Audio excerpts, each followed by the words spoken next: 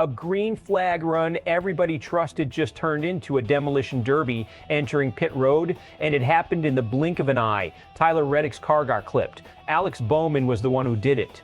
And in 3 seconds, an entire stage of racing in North Wilkesboro got flipped upside down. This is the story of how one mistake on pit road can wreck a championship push before anyone even sees it coming. Here's exactly what went down. During Stage 2 at North Wilkesboro, teams were deep into green flag pit stops, the most chaotic high-risk window in any race. Alex Bowman, piloting the number ender 48 Hendrick Chevrolet, came down across the track to make his entrance onto pit road. Right in that path was Tyler Reddick's number 45 Toyota. Bowman's left side made contact with the right front of Reddick's car. Instant caution, instant chaos. Reddick's team didn't sound panicked over the radio, but there was clear concern about steering feel after the hit, even if the bodywork looked fine on the surface. Green flag pit cycles are where races are quietly won or lost. There's no full field caution to hide behind. Every car is navigating pit entry at speed, weaving through traffic that's still racing at full throttle. That's exactly why this contact matters so much. This wasn't two cars battling for a spot on the front stretch. This was a merge gone wrong, the kind of moment that separates elite pit road execution from a costly gamble. For Reddick, this collision came at the worst possible time. He was leading, he was in control of the stage, and in a matter of seconds, that control was stripped away by a car he didn't even see coming. For Bowman, the story is different and more dangerous. When you're the car making contact while entering pit road, that's not just bad luck.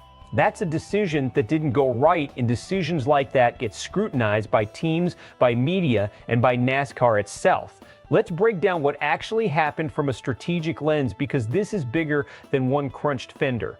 First, the caution itself changed the entire chess match. Some cars had already cycled through pit road before the yellow came out. Others were still circulating, waiting for their window. That means the field didn't shuffle evenly. Some crews got a gift, others got robbed of track position they had legitimately earned. Second, Reddick's steering issue is the real story here, even if his team downplayed it in the moment. A car that's pulling off-center after contact isn't just cosmetically damaged, it's compromised. Handling issues don't always show up immediately. They show up 2, 3, 5 laps later when tire wear and long-run fatigue start exposing every weakness in the chassis. That's the danger with 23XI's public messaging early on. Saying no major damage is often more about protecting competitive information than confirming the truth. Teams downplay damage constantly to avoid tipping off rivals about vulnerability. The real test won't be what the team says on the radio, it'll be how Reddick's lap times hold up over the next 20 laps. Third, think about Daniel Suarez's reaction. He aggressively pulled back onto the racing line instead of committing to pit road as the incident unfolded ahead of him. That's not panic, that's elite situational awareness.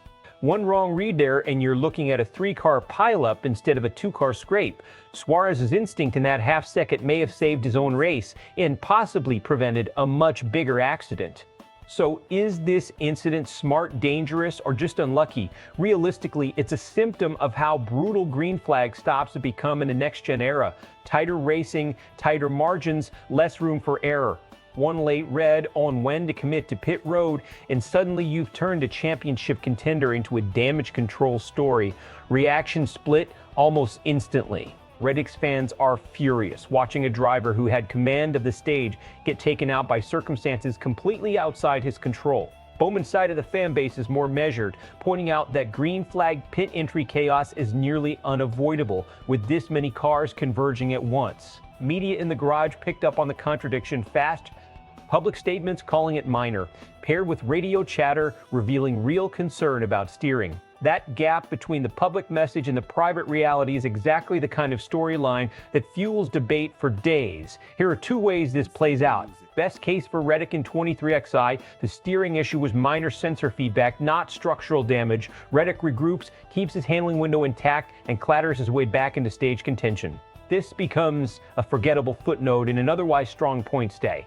Worst case, the right front geometry is more compromised than the team let on. Reddick starts losing tenths every run, falls out of stage contention entirely, and 23XI is left explaining a disappointing finish that traces directly back to 30 seconds on pit road. Which version actually happened will tell us a lot about how honest these damage reports really are. So here's the real question.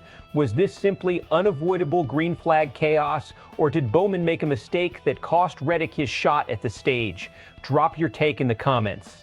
Was this a racing incident, or was it avoidable? If you want more breakdowns like this after every NASCAR weekend, make sure you're subscribed, because moments like this decide championships, and we're not missing a single one of them.